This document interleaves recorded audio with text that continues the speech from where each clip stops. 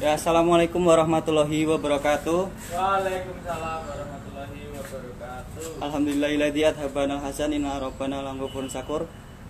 Aujaba bi fi'lin ma'mur wa takhir maghfur. Asyhadu alla ilaha illallah wa asyhadu anna Muhammadan abduhu wa rasuluh sallallahu alaihi wasallam wa ala alihi wa ashabihi ajmain amma ba'du. Ya, selamat sore untuk semuanya. Gimana kabarnya?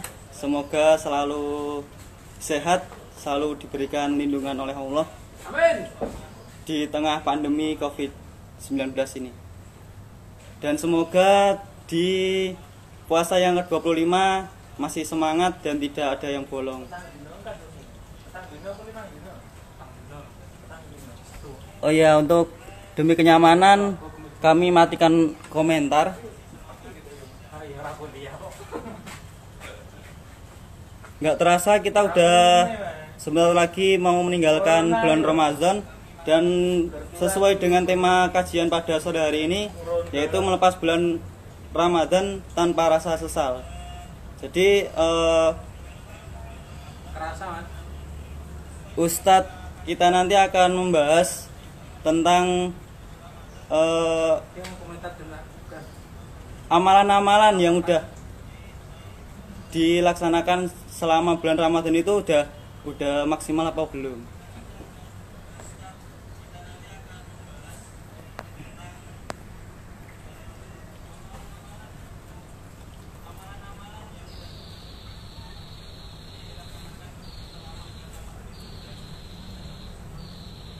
Sebelumnya saya akan bacakan kurikulum vitae dari Ustadz, yaitu namanya Riyad Janitra Adityas Firdaus.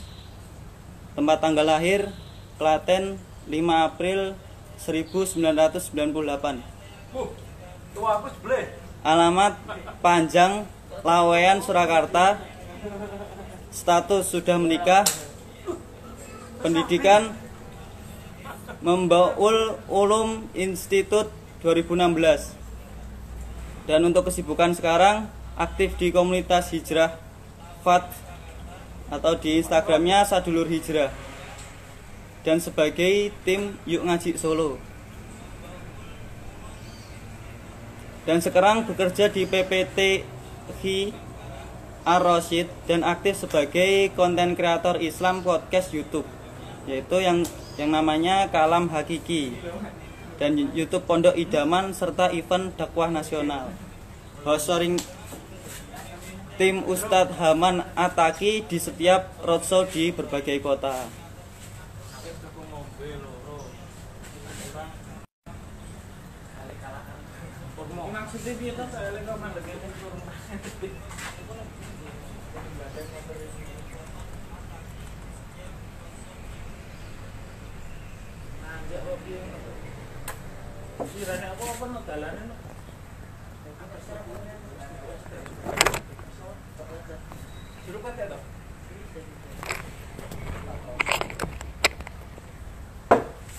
Jadi nanti kita tunggu ustadznya terlebih dahulu. Nanti ada sesi tanya jawab.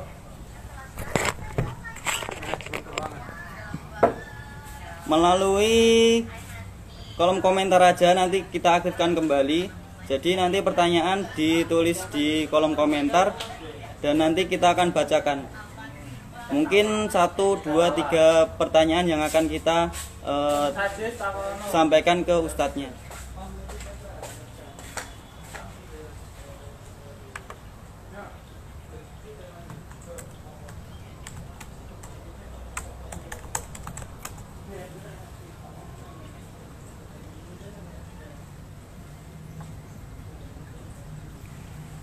Ya, yang baru bergabung, selamat datang di kajian rohani Malimpa UMS.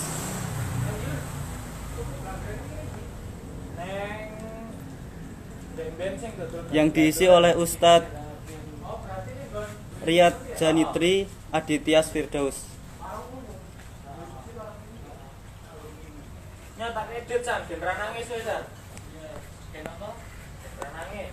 Ora iki. Ya wis ya nyendi tapi. Ya, Pak. Ayo kita nyusuk.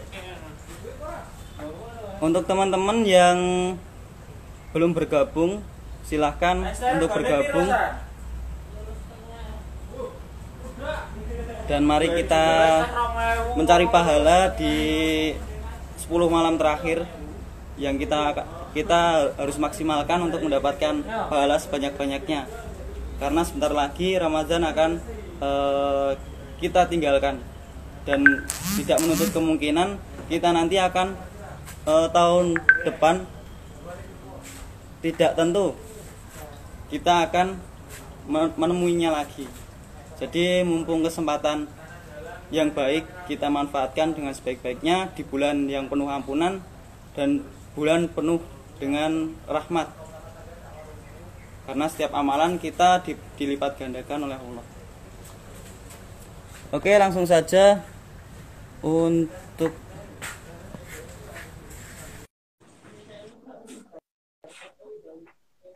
kita menunggu Ustadz Raihan sebagai pengisinya.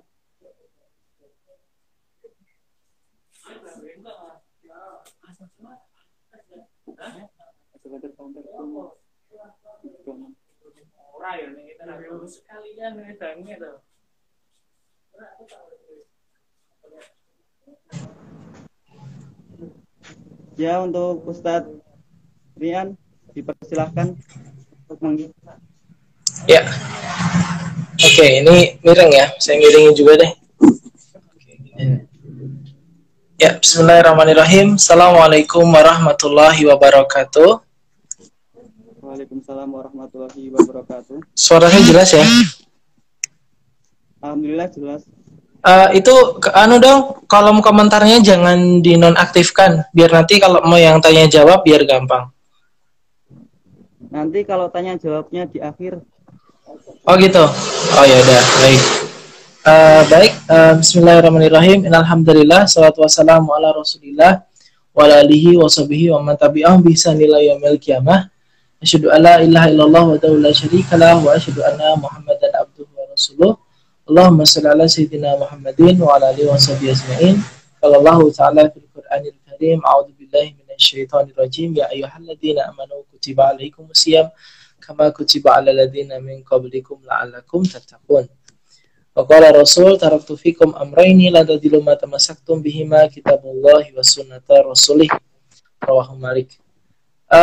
Mas moderator, nanti saya sampai jam berapa ngisi, terus tanya jawab berapa menit? Ya, sampai jam 5 untuk apa kajiannya. Nanti tanya jawabnya sekitar 15 menitan. Oke. Jadi kajiannya berapa menit tadi? 50 menit. 50 menit. Oke, baik, perkenalkan sebelumnya, nama saya Rahaja Nitra. Saya jadi yang belum tahu, saya udah pernah ngisi kajian di Malimpa sekali. Jadi yang belum, teman-teman Malimpa belum kenal saya tetangganya Mas Dayu Malimpa ya. Jadi jadi Mas Dayu ada nggak, Mas Dayu? Ada, Mas Dayu. Ada. Ya, Mas Dayu ditunggu di Aliklas ya. Ini saya lagi live-nya di Aliklas, Mas. Jadi saya lagi live di Aliklas karena di Aliklas wifi-nya kenceng. Jadi Masjid Aliklas ini bagi teman-teman yang mau mampir bisa silahkan ke sini. Ini saya dulu jadi salah satu tokoh Malimpa itu namanya Mas Dayu, itu teman masa kecil saya. Saya TPA sampai remaja masjid sampai saya jadi ustadz ya, itu sama Mas Dayu ya. Iya, cuman Mas Dayu mungkin ustadz di gunung, saya mungkin di media sosial gitu. Oke, yang pertama dan sebelum saya mulai adalah jangan lupa buat kita selalu ngucapin syukur kehadirat Allah Subhanahu wa taala karena atas limpahan rahmat hidayah serta inayahnya kita semua dapat berkumpul di live Instagram ini dalam keadaan sehat walafiat tanpa ada kurang suatu apapun. Nah, dan tentunya kita juga harus mengucap syukur kehadirat Allah. Karena apa? Karena kita masih diberikan kesehatan, kita masih diberikan kemudahan untuk kemudian buat sharing-sharing online, di mana masih banyak orang-orang di luar sana yang mohon maaf, dia tuh nggak bisa kemana-mana. Kenapa? Karena kemudian dia mungkin salah satu dampak korban dari wabah COVID-19 ini. Dan yang kedua, selawat serta salam semoga selalu tercurahkan untuk junjungan kita, uswatun hasanah kita, Nabiullah Muhammad SAW, yang mana kita tahu bahwasanya cintanya beliau kepada kita itu nggak PHP, cintanya beliau kepada umatnya itu sangat Masya Allah sekali. Ya. Jadi kita sebagai kemudian umatnya harus rajin-rajin kemudian bersalawat kepada beliau. Allahumma sholli ala Sayyidina Muhammad wa ala ali Sayyidina Muhammad. Teman-teman Malimpa yang semoga Allah rawati dan Allah berkahi. Pada kesempatan sore hari ini kita mau bahas tema tentang gimana biar melepas Ramadan tanpa rasa sesal gitu ya. Iya. Sebenarnya begini, kalau boleh sedikit saya revisi. Jadi para sahabat Rasulullah saja ketika melepas bulan Ramadan itu mereka bahkan galau gitu kan, galau artinya pasti ada penyesalan di situ. Kenapa? Karena sebenarnya kalau mau dibilang melepas Ramadan tanpa rasa sesal itu sebuah hal yang mustahil gitu kan, sebuah hal yang mustahil untuk kemudian melepas Ramadan tanpa rasa sesal. Loh kok mustahil? Bagaimana? Iya, karena kemudian gimana gak mustahil? Karena kita semuanya, seluruh manusia di dunia, bahkan Nabi sekalipun, tidak ada yang bisa menjamin bahwasanya dari setiap insan manusia itu bisa kemudian terjamin kalau bulan depan itu atau tahun depan itu dia bisa kemudian menjumpai bulan Ramadan lagi. Nggak ada yang bisa jamin. Kok nggak ada yang bisa jamin? Iya, saya ambil contoh misalnya kemarin setelah viral salah satu suami dari artis penyanyi terkenal Bunga Citra Lestari, suaminya Ashraf Sinclair meninggal. Apakah ada yang kemudian bisa menjamin dia bisa menangguhkan, oh meninggalnya nanti dulu, ini mau Ramadan biar dia ngerasain walau sehari? Nggak ada yang bisa. Bahkan untuk menikmati Lebaran saja, ya kan? Tentunya kalau kita berbicara Ramadan, pasti kita juga berbicara tentang Lebaran ya. Jadi apa namanya, Ramadan, Lebaran. Salah satu penyanyi terkenal, the Godfather of Broken Heart, di Kempot aja nggak bisa jamin, ya kan? Dia mau bisa ikut Lebaran apa enggak? Dia nggak bisa jamin bahwasanya ini 10 hari terakhir saya mau ikut iktikaf nggak bisa menjamin gitu kan. Tahun lalu kita berbicara tentang Ramadan juga. Tahun lalu kita lihat ada salah satu bupati dan juga dalang gitu kan, bupatinya Tegal itu, dia juga dalang yang kemudian terkenal akan kemudian komedinya saat membawakan galeri pewayangan. Bupati Tegal tahun kemarin itu bahkan 1 hari sebelum Ramadan meninggal. Artis pelawak Gogon sehari sebelum kemudian Ramadan juga meninggal tahun kemarin. Maka kemudian inilah yang membuat kenapa harus kita itu bukan menyesal, tapi kemudian bermuhasabah, introspeksi bahwasanya apa yang sudah kita dapatkan di Ramadan ini. Kalau kemudian kita mau belajar, kita mau memahami bahwasanya orang yang kemudian masih dapat merasakan nikmatnya Ramadan ini, maka dia adalah orang yang kemudian sangat beruntung. Dia adalah orang yang kemudian sangat hoki, gitu kan. Dia bahkan hokinya atau beruntungnya ini gak bisa kemudian dibayar atau kemudian dibeli dengan emas permata, gak bisa kemudian dibayar dengan uang berjuta-juta gitu kan. Karena kemudian kemuliaan Ramadan ini luar biasa. Gimana nggak mulia? Lawang kemudian setiap harinya, setiap jamnya, setiap detiknya saja, ketika kita kemudian beramal soleh, Allah lipat gandakan kemudian setiap hal yang kita kerjakan. Maka kemudian ketika kita masih termasuk orang-orang yang Allah golongkan, yang kemudian masih Allah pilih untuk menikmati bulan Ramadan ini, maka jangan kemudian sia-siakan kesempatan di bulan Ramadan itu. Loh tapi mas, ini bulan Ramadan udah mau berakhir. Ini kemudian bulan Ramadan ini sudah mau habis gitu kan. Apa yang harus kita lakukan? Kan kita nggak bisa jamin gitu kan. Kemudian kalau kita tahun depan itu bisa ketemu Ramadan lagi. Ya mungkin kalau kita mungkin tahu, mungkin teman-teman Malimpa yang sudah kenal Mas Dayu dulu rambutnya panjang gondrong kemudian dipotong ya kan. Bisa kemudian menggondrongkan lagi, ya kan? Tapi kemudian Ramadan, apakah kemudian Ramadan yang harinya sudah pendek bisa kita panjangkan lagi seperti rambutnya Mas Dayu? Tentunya nggak bisa, gitu kan? Karena ini sudah waktunya terbatas 30 hari. Maka di akhir kesempatan seperti ini sudah waktunya kemudian kita untuk mengejar. Apa yang kemudian kita kejar? Tentunya semua keterlambatan yang masih bisa sempat untuk bisa kita penuhi tentang amal-amal soleh kita. Saya ambil contoh seperti ini. Kita mengetahui bahwasanya di bulan Ramadan adalah bulannya Al-Quran, gitu kan. Maka kemudian kalau kita mau lihat Imam Syafi'i itu dia bahkan ketika bulan Ramadan dia itu bisa khatam Al-Quran 60 kali dalam sebulan. Artinya dalam sehari dia khatam 2 kali. Sedangkan Imam Syafi'i ketika kemudian hari biasa, Imam Syafi'i itu dia khatamnya sebulan itu 30 kali atau sehari 1 kali. Lihat bagaimana kemudian Imam Syafi'i itu kemudian bisa menghatamkan Al-Quran 2 kali dalam sehari atau 60 kali dalam kemudian 1 kali bulan Ramadan. Mengingat bahwasanya bulan Ramadan adalah bulan yang begitu istimewa. Kita lihat kemudian bagaimana hanya di bulan Ramadan yang kemudian Lailatul Qadar itu kemudian ada. Hanya kemudian di bulan Ramadan, kemudian bulan di mana turunnya Al-Quran. Dan hanya kemudian di bulan Ramadan, bulan di mana pertama kali turunnya wahyu. Maka kemudian banyak kemudian begitu istimewa bulan Ramadan. Ibarat kata kalau kemudian kita sedang bermain game online, maka kemudian Ramadan ini adalah sebuah bulan dengan skin yang sangat istimewa, skin yang sangat legend, yang sangat VIP, yang mana skin ini nggak bisa kemudian dibeli dengan diamond, dengan duit, dengan pulsa, gitu kan. Maka harus bagaimana kemudian mencapainya, tentunya dengan perjuangan yang amat sangat luar biasa.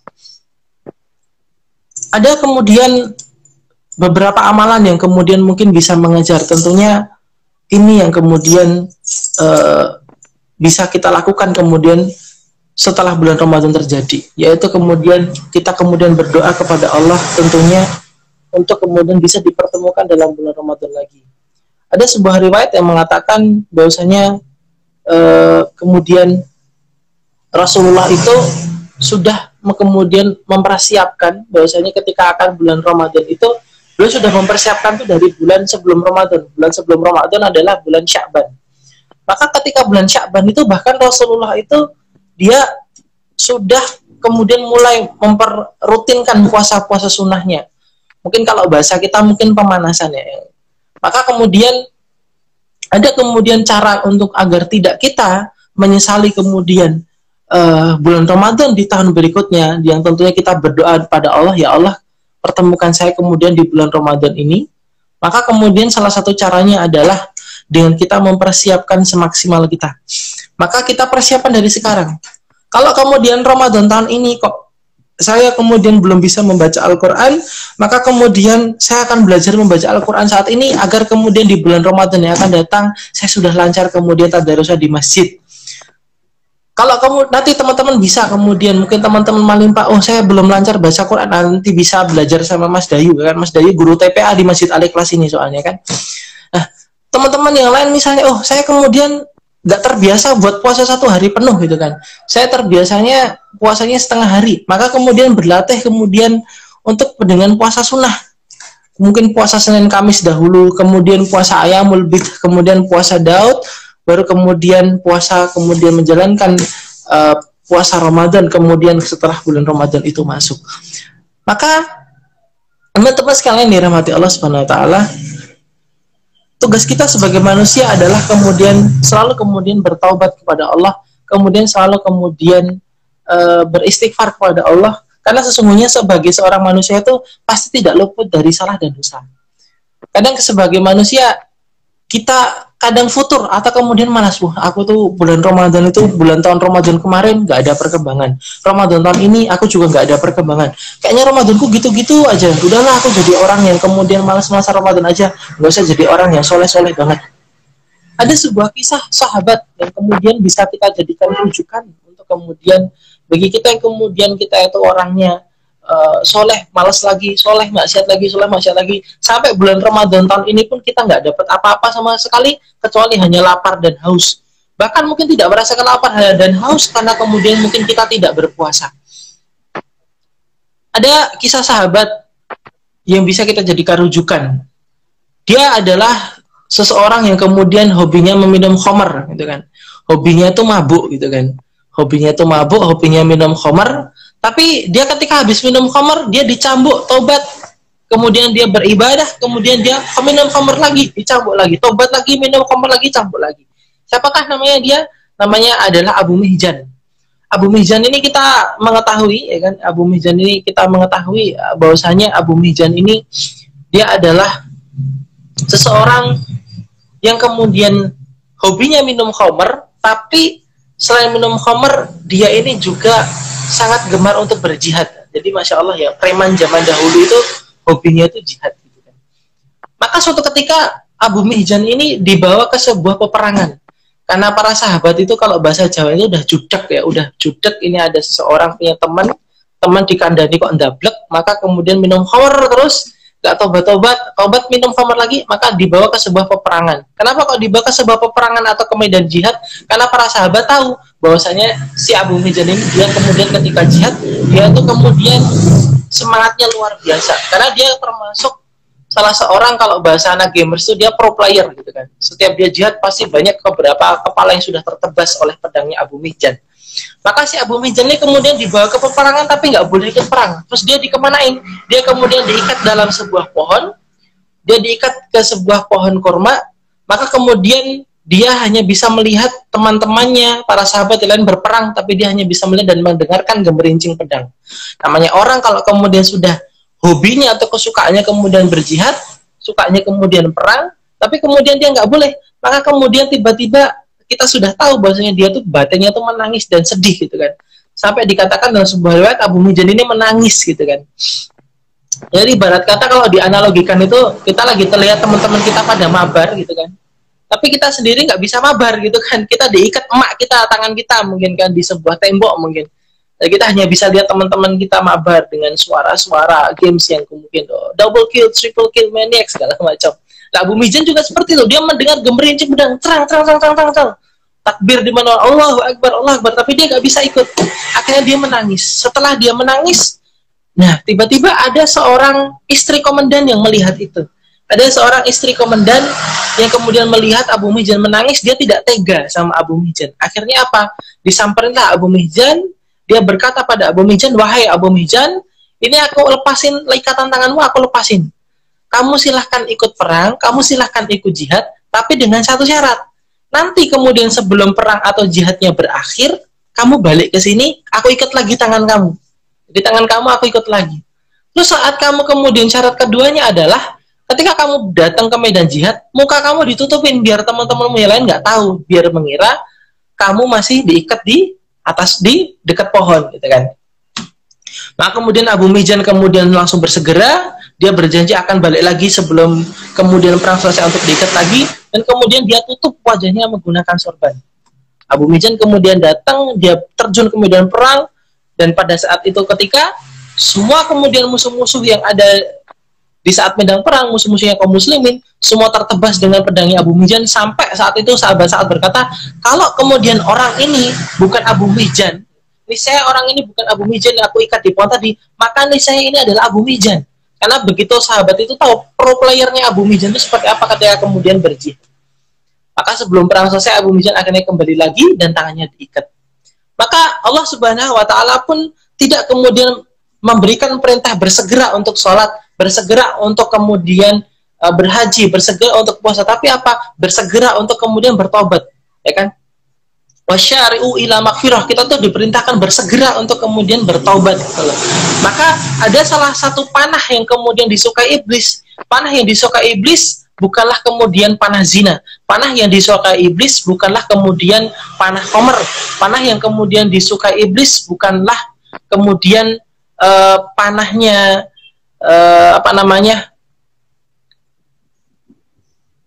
berbohong, tapi panah yang kemudian disukai iblis adalah panah taswif. Apa itu taswif? Panah taswif adalah panah yang orang melambat-lambatkan taubat gitu kan. Orang yang kemudian menunda-nunda taubat, jadi dia nggak taubat-taubat gitu kan. Udah tahu kemudian belum nggak bisa jamin besoknya dia hidup atau enggak, besoknya dia itu kemudian masih terjamin bisa ikut puasa apa enggak. Dia malah melambat-lambatkan taubat. Maka Allah itu kemudian menyuruh orang buat menyegerakan taubat. Salah satu kemudian kita bisa menyegerakan taubat kita adalah yaitu tadi dengan kita sebelum kita taubat kita bikin list dulu. Ini kira-kira saya yang kurang Ramadan tahun ini apa? Oh kayaknya saya Ramadan tahun ini tuh bolong tarweh. Saya kayaknya Ramadan tahun ini tuh saya tuh bangunnya ikut tarweh tapi nggak pernah sholat subuh gitu kan. Dan itu yang kemudian teman-teman, kalau saya buat list atau catatan. Kenapa saya buat list atau catatan? Ya karena kemudian ini buat pengingat buat kita gitu kan. Kalau kita ketika kuliah saja kita begitu semangatnya untuk kuliah, untuk kemudian kita bikin catatan di tembok, kita tulis semua tugas-tugas dari dosen dengan segala deadline yang ada, maka ketika ini kita kemudian berurusan sama Allah, maka tentunya kita harus lebih semangat kemudian untuk menggapai ridhonya Allah. Loh, kenapa sih Mas kok kita harus capek-capek buat kemudian menggapai ridhonya Allah? Gitu kan? Saya gini-gini aja, sholat puasa aja itu udah, kemudian menurut saya udah cukup kok. Yang penting kan orang Islam tuh sholat puasa zakat rukun Islam 5 tuh dilaksanakan. Oh, enggak bisa begitu. Emang antum yakin dengan kemudian kita sholat puasa itu kita kemudian bisa masuk surga? Kalau saya nggak yakin gitu kan, karena begitu banyak kemudian dosa manusia, apalagi yang kita sengaja ataupun kita nggak, apalagi yang kita sengaja ataupun nggak kita disengaja gitu kan. Maka pentingnya untuk menggapai ridho Allah itu tadi sangatlah penting gitu kan, karena ketika Allah itu sudah ridho, maka otomatis Allah akan sayang. Nah, ketika Allah kemudian sudah sayang, maka kemudian Allah itu nggak rela ketika hamba yang ia sayang itu tersentuh api neraka. Allah nggak akan rela ketika melihat hambanya yang dia sayang itu tersentuh siksa kubur. Allah nggak akan rela bahwasanya hambanya yang ia sayangi itu kok nggak ada dalam kumpulan orang-orang soleh yang berada di dalam surga. Maka kemudian salah satu kemudian untuk kita menjadi hamba yang kemudian disayang Allah adalah bagaimana untuk tutorial awalnya kita kemudian menggapai ridhonya Allah dahulu. Nah, untuk menggapai ridhonya Allah, tentunya sebuah analogi sederhana adalah ini tentang bagaimana seseorang mencapai ke tempat tujuannya. Untuk menggapai ridhonya Allah, tentunya kita harus punya kemudian tutorialnya. Untuk menggapai ridhonya Allah, tentunya kita harus punya buku petunjuknya. Kita harus punya kemudian Google Maps-nya, gitu kan ya. Kalau kemudian seorang driver ojek online atau driver ojol, dia kemudian disuruh mengantarkan sebuah pesanan, ke sebuah tempat, tapi kok dia nggak tahu tempatnya, maka otomatis dia akan membuka sebuah aplikasi rekomendasi yang kemudian dia gunakan kemudian untuk kemudian menuju ke tempat tersebut, yaitu bernama Google Maps. Kalau kemudian dia sudah buka Google Maps, dia sudah buka, tapi dia nggak paham, karena kemudian mungkin dia nggak pernah belajar sama sekali gitu kan ya.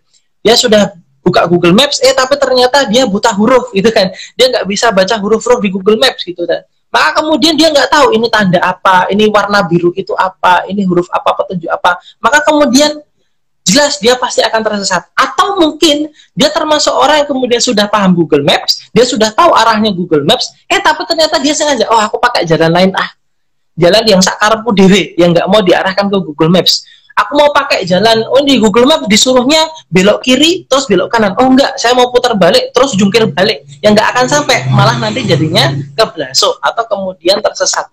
Maka kemudian, ketika kita kemudian menjalani kehidupan dalam menggapai ridhonya Allah, maka Allah sudah menurunkan sebuah mukjizat yang kemudian ini pun diturunkannya di bulan Ramadan, yaitu bernama Al-Quran. Ya kan? Dalam Quran Allah sudah kemudian memerintahkan tentang bagaimana manusia itu harus bersistem, berpola, bagaimana manusia dalam menjalani kehidupan gitu kan ya. Maka bagi teman-teman yang kemudian bingung, saya ini mau ngapain, saya harus mulai dari mana, maka mulailah dengan Quran. Bagi teman-teman yang belum bisa baca Quran, maka kemudian belajarlah, masih ada waktu. Bagi teman-teman yang sudah bisa, maka kemudian teman-teman yang sudah bisa menjalankan atau kemudian membaca Al-Quran, maka kemudian ajarkanlah teman-teman yang lain. Karena di dalam Quran terdapat perintah dan juga terdapat larangan, ya kan? Terdapat perintah juga larangan dari Allah Subhanahu Wa Taala. Kadang saya tuh heran sama orang-orang yang kemudian sibuk di masa pandemi ini dengan berbagai kesibukan yang aneh-aneh, gitu kan? Apalagi di masa Ramadan, di masa pandemik ini adalah Ramadan yang kemudian sangat kemudian membekas sekali di hati para umat muslim, karena di mana Ramadan tapi stay at home, nggak boleh kemana-mana. Maka kemudian setelah selesai pandemik ini akan ada dua jenis alumni pandemik, gitu kan? Alumni pandemik yang pertama adalah alumni yang dia sudah menyelesaikan bulan Ramadannya dengan menyelesaikan beberapa puluh episode anime, atau sudah menyelesaikan beberapa puluh episode drama Korea, atau yang sudah menghafalkan ratusan lagu, atau yang sudah menamatkan beberapa jenis permainan yang ada dalam komputer atau ada dalam handphone. Ada juga kemudian alumni yang kedua, gitu kan. Alumni yang kedua adalah alumni yang kemudian sudah menyelesaikan hafalan Quran. Ada yang sudah menghatamkan Al-Quran walaupun nggak khatam-khatam, sudah mencoba ngafal walaupun nggak ngafal-ngafal. Ada yang kemudian sudah mencoba kemudian untuk menghafalkan hadis. Maka akan ada dua jenis alumni pandemik itu, dan kita termasuk yang mana. Saya masih teringat betul itu pesannya dari Mas Dayu, salah satu tokoh Malimpa itu. Mas Dayu berpesan dalam sebuah story itu, jika kemudian chatmu nggak dibales, maka nggak usah khawatir, kata Mas Dayu gitu. Karena Al-Quran mengajarkan bacalah bukan balaslah, gitu kan. Seorang hafiz Quran aja yang kemudian mencoba untuk menghafalkan Quran aja nggak tentu belum hafal-hafal, apalagi kita yang orang biasa. Saya masih ingat itu, Mas Dayu bikin story seperti itu. Maka ini sebuah tamparan keras juga bagi kita, bahwasanya inilah yang harus kita benar-benar iman, ini harus benar-benar kita jadikan poin penting dalam hidup kita. Bisa jadi kemudian Ramadan tahun ini adalah Ramadan yang terakhir buat kita. Bisa jadi Ramadan tahun ini adalah Ramadan yang kemudian bisa kita rasakan dan kita jumpai. Bisa jadi Ramadan tahun ini terakhir kita berbuka puasa, dan terakhir kemudian kita melaksanakan sholat id lebaran bersama dengan keluarga, teman, dan sahabat kita. Maka salah satu poin penting yang ingin saya tekankan khususnya bagi diri saya sendiri dan kepada untuk teman-teman semuanya adalah orang yang kemudian mau mengejar keterlambatan, orang yang kemudian mau segera bertobat, maka insya Allah Allah akan memberikan ridhonya pada orang tersebut, karena sesungguhnya Allah sangat menyukai orang yang menyegerakan taubat. Karena Masya Allah ya, bedanya kemudian Allah dengan manusia itu adalah terletak tentang bagaimana ketika kita berbuat salah. Mungkin ketika kita berbuat salah kepada manusia, misalnya saya buat salah sama teman saya, sama sahabat saya misalnya, bisa jadi ketika kesalahan saya itu kemudian begitu membekas di hati teman saya atau sahabat saya, maka kesalahan tersebut bisa kemudian membuat teman saya itu ngeblokir WA saya. Bisa kemudian membuat teman saya itu ngeblokir Instagram saya. Bahkan ketika mungkin saya chat dia, saya DM dia, saya coba chat WA dia, ternyata saya nggak bisa karena saya diblokir. Atau mungkin nggak dibales, atau mungkin hanya di-read saja. Atau mungkin di model WhatsApp-nya bisa centang 2, sebenarnya dia udah bisa lihat, tapi warna birunya dihilangin. Itu mungkin kalau kita bikin salah sama manusia. Atau mungkin ketika kita mencoba untuk DM dia lewat Instagram, ternyata DM-nya kemudian di-lock gitu kan. Harus kemudian kita minta izin dulu untuk ACC gitu kan. Atau kemudian membuat kita sulit untuk menghubungi lewat DM, akhirnya kita harus ngechat dia pakai nomor baru. Atau kemudian kita DM dia pakai akun Instagram fake gitu. Itu kemudian ribetnya kita kalau mau berbuat salah dan kemudian mau minta maaf kemudian sama manusia. Ribetnya Masya Allah. Bahkan ada beberapa orang yang kemudian ketika kita chat, ketika kita mau minta maaf aja, alasannya bermacam-macam. Ada yang nggak dibalas gara-gara, oh mohon maaf tempat saya nggak ada sinyal. Oh mohon maaf kuota saya habis. Oh mohon maaf baterai saya gampang habis. Macam-macam alasannya. Maka ini kemudian sangat berbeda ketika kemudian kita berhadapan dengan Allah. Ketika kita minta maaf sama Allah, atau ketika kemudian kita taubat sama Allah, nggak ada istilah Allah itu kemudian melambat-lambatkan seperti itu. Ketika kita kemudian beristighfar kepada Allah, ya Allah, astaghfirullahaladzim, aku mohon ampun pada Engkau ya Allah. Ketika kita beristighfar kepada Allah dengan tulus, maka seketika itu juga Allah langsung read kemudian pesan yang kita kirim berupa istighfar. Langsung kepada Allah tuh centang 2 warna biru gitu kan. Nggak ada lemotnya. Nggak ada kemudian istilah pada Allah itu, oh saya habis baterai, kuota saya habis, nggak ada. Sinyalnya Allah unlimited, baterainya Allah unlimited, ya kan? Kuotanya Allah unlimited, ya kan? Bahkan Allah pun menanggapi setiap japrian atau kemudian chat-chat dari hambanya yang mohon ampun. Ini saya bahasakan pakai bahasa sosmed ya, saya analogikan pakai bahasa sosmed. Seperti itu. Bahkan kita kemudian Allah aja nggak pernah capek untuk ngeladenin setiap doa-doa atau setiap chat-chat dari hambanya. Yang mana hambanya itu berada miliaran di bumi ini, ada jutaan di bumi ini. Allah ladenin satu-satu. Cuman kadangkala kitanya yang capek, atau kitanya kemudian lelah untuk kemudian bertobat atau beristighfar atau memohon ampun atau minta maaf sama Allah. Inilah perbedaan kemudian kalau kita kepada Allah atau kepada makhluk. Maka ketika dalam melakukan sesuatu apapun selalu niatkan karena Allah Karena ketika kita meniatkan atau melandaskan sesuatu karena Allah, tidak ada rasa kecewa dalam hati. Akan tetapi kepada manusia, kita pasti merasakan yang namanya kecewa. Maka inilah yang menjadikan orang itu bisa paham atau tidak paham ketika dalam dia bertobat. Ada orang yang melambat-lambatkan bertobat karena dia tidak tahu bahwasanya Allah itu kemudian Maha Pengampun. Ada orang yang kemudian menyederhanakan bertobat karena dia mengetahui bahwasanya ternyata Allah memang Maha Pengampun. Maka sebuah edukasi seperti ini, edukasi tentang bagaimana kita puasa biar enggak bete, gimana kita biar puasa itu selalu dalam lindungan dan ampunan Allah, gimana dalam kita menjalani puasa itu kita bisa menjadi seorang hamba dengan puasa yang maksimal, kita bisa menjadi hamba dengan puasa ketika Ramadan meninggalkan kita itu kita sudah merasa andai kata menyesal enggak banget. Ini perlu kemudian beberapa edukasi yang kemudian perlu kita sampaikan pada teman-teman kita. Mungkin di antara kita teman-teman kita ada yang sudah tahu bahwasanya kalau Ramadan itu baca Quran, tarawih, hafalan, baca al-maksurat, zikir pagi, zikir petang, kemudian hafalan, kemudian khataman. Tapi ada juga orang-orang di luar sana yang taunya adalah puasa itu pokoknya nggak makan nggak minum biar bisa ikut bukber, gitu kan? Karena orang-orang tersebut kurang edukasi. Maka bagi kita yang sudah tahu, tugas kita adalah kemudian memberitahu.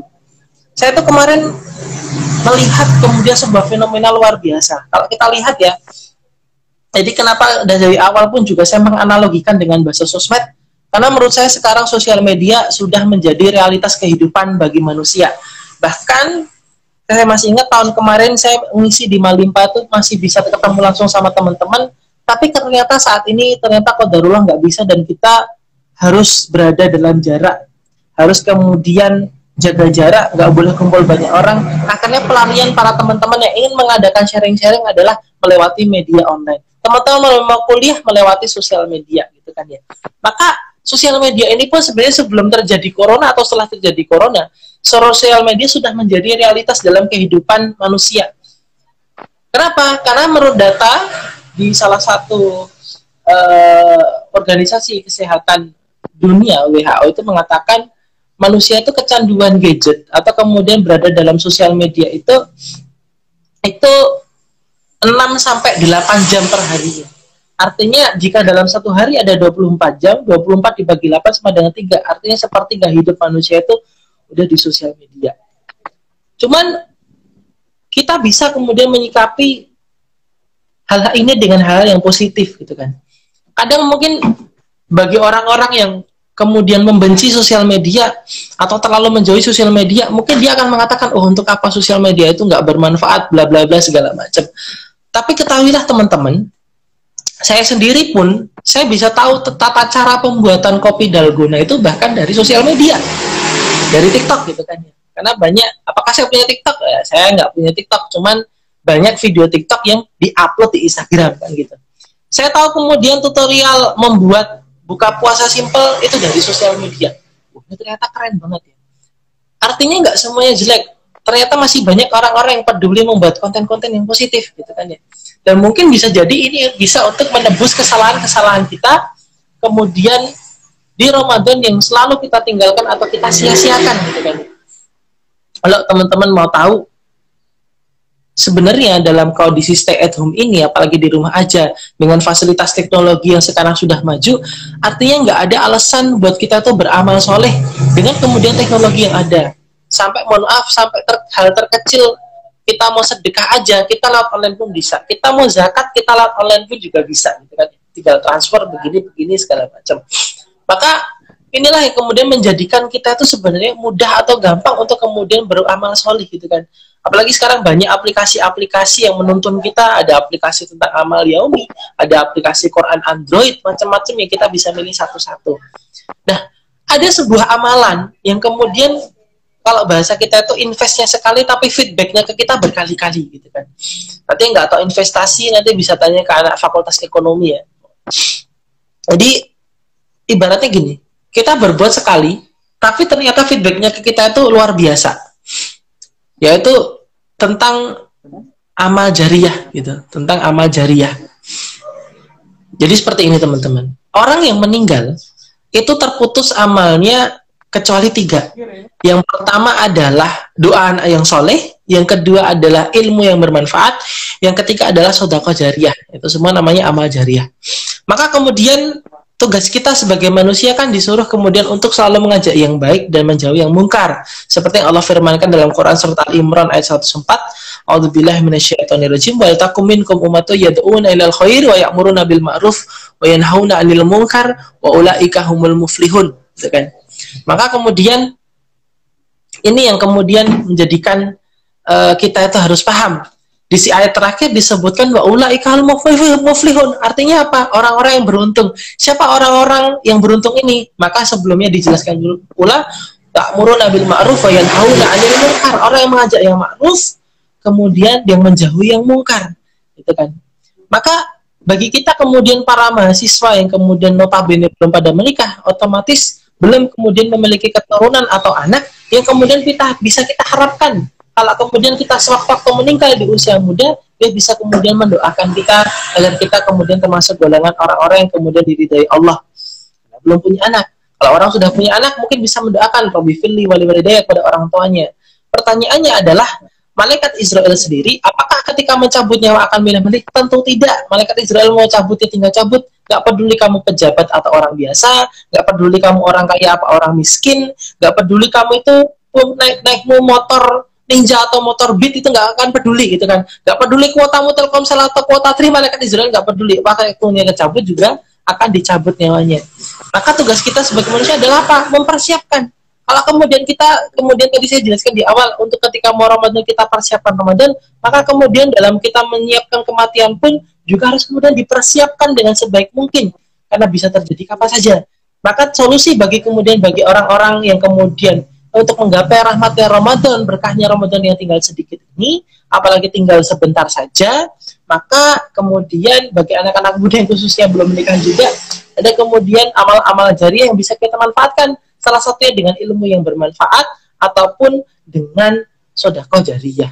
Mungkin bagi yang punya duit lebih, saya dikasih orang tua saya uang saku sehari itu 1 miliar, suruh ngabisin misalnya, maka pergunakanlah uang tersebut untuk kemudian hal-hal yang bermanfaat. Oh, misalnya ini di daerah masjid kampus saya sepertinya kurang Al-Quran, maka berikan Al-Quran agar kemudian bisa kemudian digunakan orang-orang untuk membaca.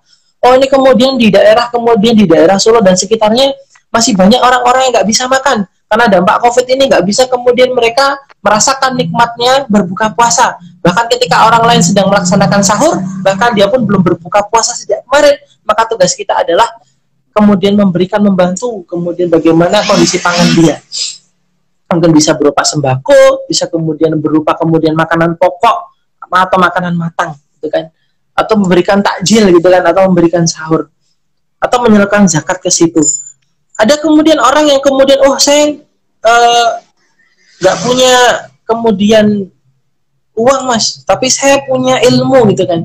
Saya bisa ngajarin Iqra misalnya. Ya sudah, kemudian kita bisa bikin video-video. Kemudian sekarang dengan teknologi Masya Allah ya, saya tuh sampai kepikiran seperti ini. Kalau kemudian ada orang-orang yang kemudian bisa bikin dalgona coffee, itu kemudian lewat TikTok. Ada orang yang kemudian bisa bikin tutorial masak samyang lewat TikTok. Ada orang yang kemudian bisa sampai goyang joget mamah muda itu lewat TikTok. Maka kemudian kita pasti bisa kok. Kita bisa bikin orang baca Quran, orang bisa baca Quran lewat TikTok. Kebayang nggak? Orang bisa baca Quran lewat TikTok. Dan ini mungkin kebayang nggak? Mungkin seluruh pecinta alam di Indonesia, akun Instagram atau akun pecinta alam, berkoordinasi dengan akun BEM, berkoordinasi dengan akun LDK. Kita bikin satu tren yang sama, kita bikin baca Quran lewat TikTok. Jadi kalau kita lihat, misalnya Instagram zaman dahulu itu kan banyak dihujat karena isinya konten-konten yang nggak berfaedah. Tapi kemudian sekarang banyak konten-konten dakwah masuk, ada Ustadz Hanan Ataki masuk, ada kemudian Muzamil masuk. Akhirnya kemudian orang bisa baca Quran gara-gara Instagram. Nah sekarang orang-orang platformnya pada pindah ke TikTok. Nah TikTok belum ada kemudian yang ngisi hal-hal positif. Kebayang nggak kalau kemudian kita bisa ngisi di situ? Setiap jempol yang kita gerakkan, setiap jari yang kita ketukkan dalam HP, kita upload. Kebayang nggak? Dari uploadan yang kita upload, ternyata ada 1-2 orang yang bisa baca Quran. Dari uploadan yang kita unggah ke media sosial, dari sebuah video yang kita upload ke TikTok, ternyata dari video itu ada jutaan orang yang menonton, dan orang-orang itu ternyata bisa melafalkan Al-Fatihah, bisa kemudian baca surat Ar-Rahman, bisa baca surat Al-Muluk, bisa baca Iqra, bisa baca Quran. kebayang nggak berapa kemudian pahala jariah yang mengalir ke kita.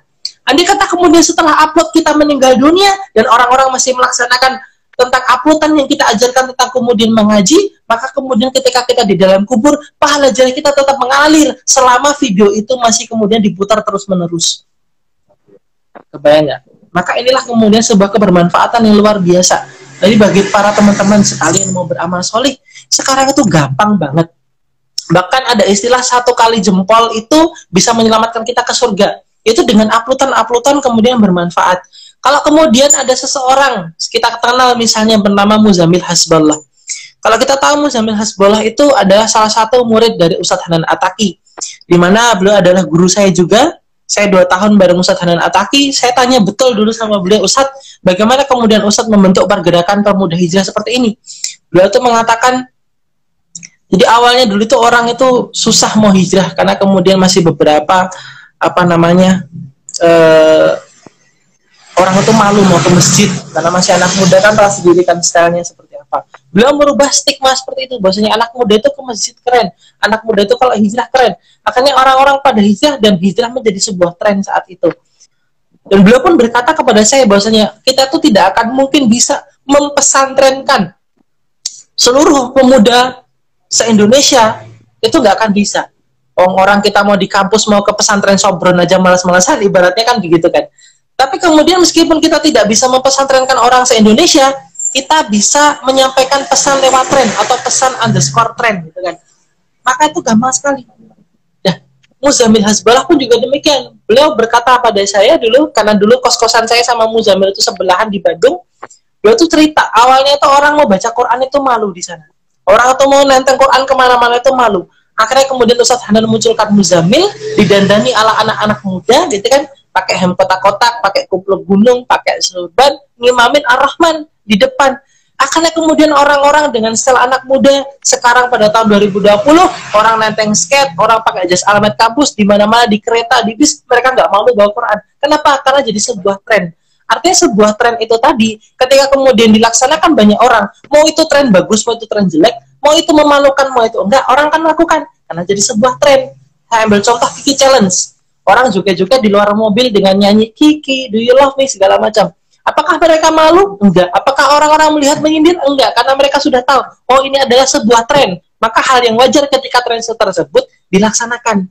Maka kemudian ketika kita ganti tersebut dengan tren yang positif, dengan tren yang kemudian bermanfaat untuk umat, maka Masya Allah, berapa kemudian pahala yang mengalir pada kita semuanya, gitu kan ya. Maka inilah kemudian untuk teman-teman mau mengejar amalan. Mungkin bisa dengan amalan-amalan yang dengan sifatnya itu amal jariah. Jadi beramalnya sekali, tapi investnya, feedbacknya ke kita itu berkali-kali. Kita investnya sekali, tapi untungnya ke kita berkali-kali. Dan kalau teman-teman mau cari amalan seperti itu, banyak banget. Salah satu saya berikan contoh simpel tadi adalah mungkin dengan sedekah, ataupun dengan mengupload mungkin video-video bermanfaat untuk umat. Gak harus video kajian, gak harus video muratal atau ngaji, tapi kemudian bisa dengan video-video yang lain, misalnya tentang video tutorial cuci tangan, atau kemudian video tata cara makan yang baik, gitu kan, video bagaimana berbuat baik pada teman, gitu kan, macam-macam. Nanti maka kemudian teman-teman bisa kemudian menjadikan amalan-amalan jariah ini sebagai amalan untuk mengejar, gitu kan, mengejar ketertinggalan kita di bulan Ramadan. Biar apa? Biar kita tuh nyesal, tapi nyesalnya nggak terlalu nyesal banget, gitu kan. Dengan cara apa? Dengan cara yang kita mengejar ketertinggalan dengan amal-amal soleh tadi. Nah, semoga itu dapat menjadikan kasanah keilmuan bagi kita semuanya dan nasihat khusus untuk diri saya sendiri. Sebelum saya tutup, saya ingin bacakan sebuah hadis yang tadi sudah saya bacakan, saya ingin bacakan ulang. Dari Abu Hurairah, an Abi Hurairah taqala qala Rasulullah sallallahu alaihi wasallam taraktu fikum amrayni lan tadillu ma tamassaktum bihima kitaballahi wa sunnatar rasulih rawahu Malik wal al-Muwatta. Dalam kemudian dari Abu Hurairah, dia berkata Rasulullah SAW bersabda, telah kutinggalkan pada kalian 2 perkara yang kalian tidak akan tersesat apabila berpegang teguh kepada keduanya, yaitu kitab Allah dan sunnah nabinya. Hadis riwayat Malik dalam kitab Al-Muwatta juz 2 halaman 899. Jadi Rasul sudah tinggalkan pada kita agar kita selalu berpegang teguh pada dua hal, apa itu? Al-Quran dan Sunnah Nabi Muhammad SAW. Dan inilah kenapa tugas si manusia itu kalau hidup tidak hanya sekedar sholat, puasa, zakat saja, tapi juga belajar dan bertolabul ilmi. Buat apa? Buat kita selalu terupgrade keimanan kita, terupgrade kemudian amal-amal soleh kita. Kalau kemudian kita sayang sama HP kita, pasti HP kita selalu kita upgrade softwarenya.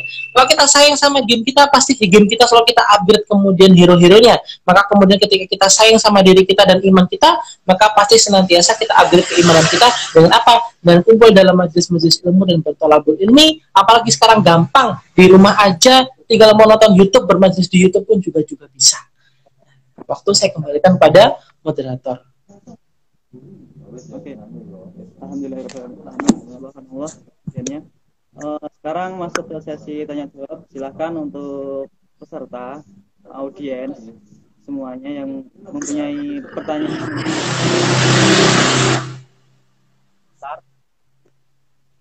Ya, silahkan bertanya, tapi jangan susah-susah tanyanya. Silahkan bertanya.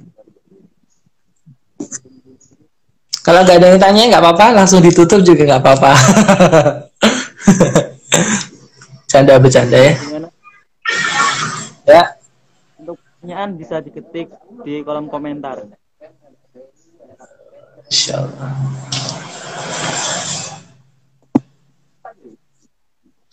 Ya.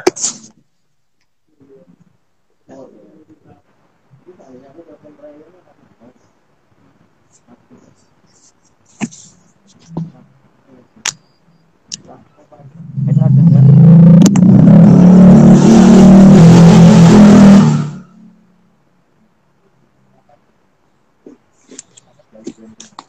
Baik, kalau misalnya nggak ada yang tanya, aku pengen nyampein sebuah kisah nih. Keren banget ini kisah. Boleh nggak? Silahkan. Nah, jadi gini, ada seseorang, ini yang mungkin nggak kita kenal. Kalau misalnya kita anak Malimpa atau anak pecinta alam itu, pasti kita nggak asing sama yang namanya gunung, gitu kan. Sama yang namanya gunung. Atau kalau bahasa Arabnya itu jabal, gitu kan. Ada sebuah gunung saksi bisu, sebuah peristiwa penting di dunia ini, ya kan? Namanya Jabal Al-Arus. Jabal Al-Arus itu letaknya zaman dahulu di Andalusia, atau di Andalusia daerah Cordoba, atau biasa kita kenal Andalusia itu sekarang namanya adalah Spanyol, ya kan? Namanya adalah Spanyol, tempat Barcelona sama Real Madrid muncul. Nah, di bukit ini terjadi sebuah peristiwa besar yang kemudian menjadi sebuah kebermanfaatan untuk umat. Di bukit ini tempat seseorang bernama Abbas Ibnu Firnas. Jadi yang nggak tahu Abbas Ibnu Firnas ini adalah seorang ilmuwan, juga seorang ulama polimatik. Polimatik itu apa, Mas? Polimatik itu adalah orang yang dia itu menguasai berbagai macam bidang ilmu. Kalau bagi kita mungkin kan ketika kuliah kita hanya menguasai 1-2 bidang saja, tapi yang lainnya kita hanya sekedar paham. Nah, kalau dia ini benar-benar menguasai. Dan apalagi dia menguasai bidang saintis, masalah ilmu sains ini kalau bahasa kita anak IPA ya. Itu dia menguasai, salah satunya adalah ilmu fisika, ilmu geometri, dan juga ilmu tentang dunia penerbangan namanya aerodinamika. Mungkin bagi teman-teman yang mungkin dulu SMK-nya SMK penerbangan atau kedirgantaraan pasti tahu ilmu aerodinamika. Maka kemudian Abbas Ibnu Firnas ini siapa dan dia ngapain? Abbas Ibnu Firnas adalah seorang penemu atau yang pernah mengadakan uji coba terbang pertama kali, penemu peletak teori dasar penerbangan pertama kali. Dia adalah seseorang yang dia itu kecilnya itu udah hafal Quran. Dia tuh hafal Quran, hafal hadis. Kok bisa sih, Mas, orang anak kecil hafal Quran? Iya, jadi orang-orang zaman dahulu itu, buat orang-orang teman-teman yang nggak tahu, orang-orang zaman dahulu itu, dia itu hafal Quran itu hal yang biasa. Mungkin bagi kita, kalau kita lihat tayangan Hafiz Indonesia, itu kita merasa, wah ini orang hafal Quran. Kalau itu adalah hal yang biasa zaman dahulu. Kenapa? Karena orang-orang tua zaman dahulu itu, orang-orang tua pada zaman dahulu itu, mereka lisannya itu nggak pernah berhenti dari Quran. Lisannya nggak pernah berhenti dari Quran. Maka kalau dibedakan sama orang sekarang jelas beda. Kalau anak sekarang kenapa banyak kecil-kecil kemudian sudah bisa hafal cendol dawet?